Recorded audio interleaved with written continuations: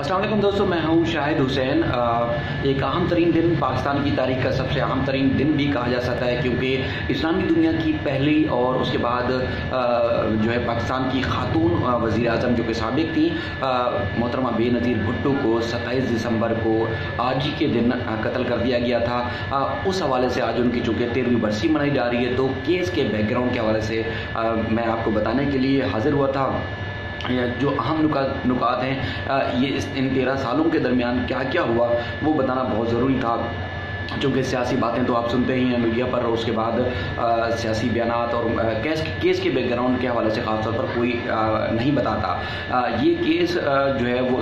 इस्लामाबाद में जो इंसदाद दहशतगर्दी की अदालत कायम की गई थी, उसमें 9 साल 8 माह और 4 दिन ये केस चला। और इस दौरान जो है ये शायद अपनी नौयत का पहला केस हो। इसमें 8 चालान पेश किए गए सरकार की जानिब से, और इसके अलावा इस केस में जो इस्तग़ासा की जानिब से जो गवाह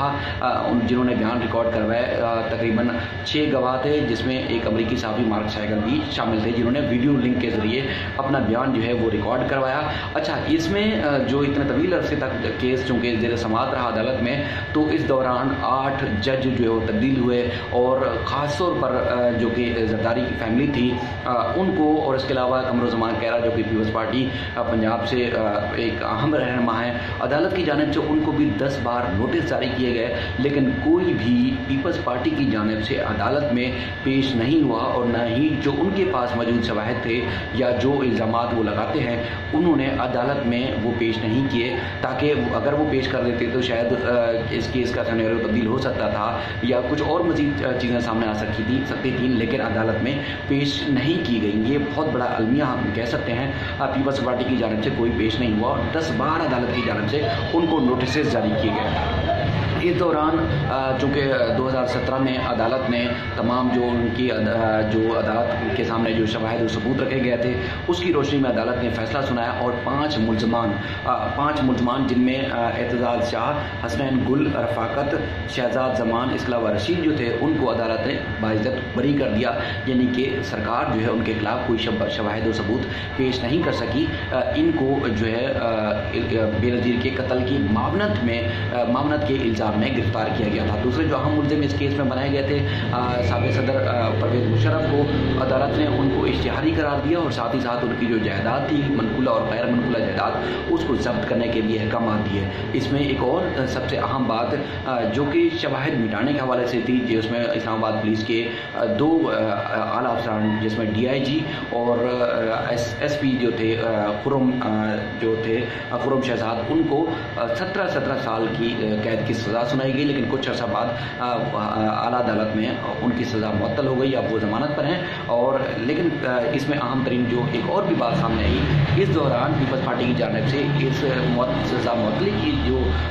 फैसला था इस्लामाबाद हाई कोर्ट का, उसके खिलाफ अपील भी दायर नहीं की। तो ये अहम तरीन चीज़ें थी सामने। और इसके अलावा जो पीपल्स पार्टी ने ना तो कोई अपील दायर की, और इसके अलावा जो ख़ास चीज़ एक और मैं आपको बताऊँ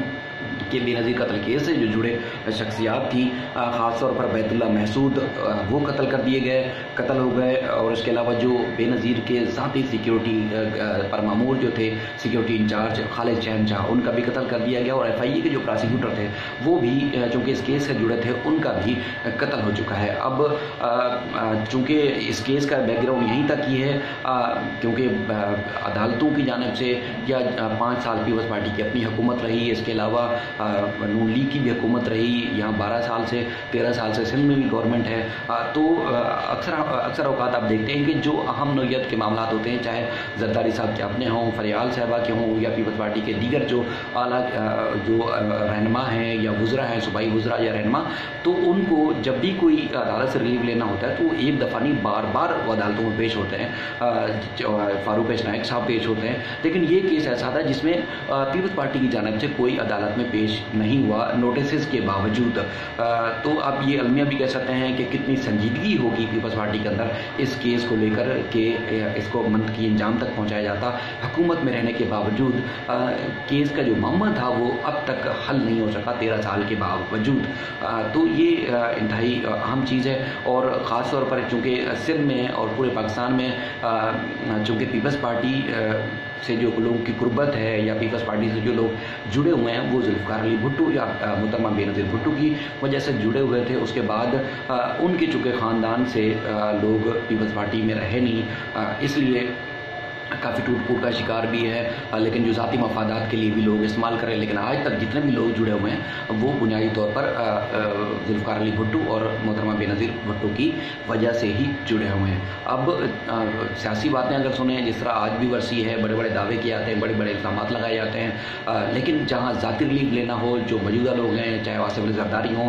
हत्ता के बिलावल साहब हों, मुराद अली शाह साहब हों, या पीपल्स पार्टी की पूरी क़यादत हो, उनको जब ज़ाती रिलीफ लेना हो तो वो अदालतों में भी पेश होते हैं, दरख्वास्तें भी दायर करते हैं, रिलीफ भी लेते हैं, मुतालबात भी उनके सामने आते हैं। लेकिन बेनज़ीर का जो एक बड़ा सानहा था, उस हवाले से आज तक कोई भी संजीदगी पीपल्स पार्टी की जानिब से नज़र नहीं आई। लेकिन हर बरसी पे एक बहुत बड़ा जलसा किया जाता है और उसके बाद नए मुतालबात और नई चीज़ें सामने रखी जाती हैं, लेकिन अमली तौर पर ना तो कोई पीपल्स पार्टी की जानिब से कोई कदम उठाया जाता है और ना ही जो है वो अदालतों में नोटिस जिस तरह है, ना ही अदालतों में पेश होकर उन्होंने कोई शवाहिद और सबूत दिए ताकि केस का वो रिकॉर्ड का हिस्सा बनाए जाते हैं और आगे जाकर वो केस चलाया जाता। बहरहाल ये एक इंतहाई अहम तरीन अपडेट थी,